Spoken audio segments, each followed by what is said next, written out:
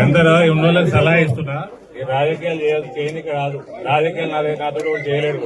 ఆ ఫ్లెక్సీలు పెట్టే పైసలు దీనికి ఇచ్చుంటే అయిపోయేది. ప్రైమరీ హెల్త్ సెంటర్ ఇంకా జర పెద్దగా అయ్యేది, ఇంకా సౌలతులు పెరిగాయి.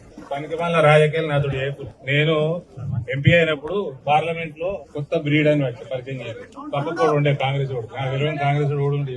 ఇప్పుడు ఉన్న నేషనల్ కాంగ్రెస్ లో జనరల్ సెక్రటరీ సరే న్యూ బ్రీడే పర్ హైబ్రిడే అన్నాడు.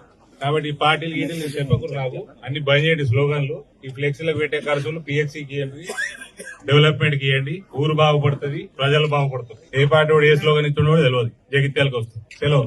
ప్రజలందరికీ, గ్రామస్తులందరికీ నూతన పిహెచ్సి భవనము 23 లక్షలు అయిందంటే 20 లక్షలు కేంద్రంకి వెళ్ళి వచ్చింది. 3 లక్షలు ఎమ్మెల్యే గారు ఎవరో ఇచ్చారు, లేకపోతే రాష్ట్ర ప్రభుత్వం ఇచ్చింది.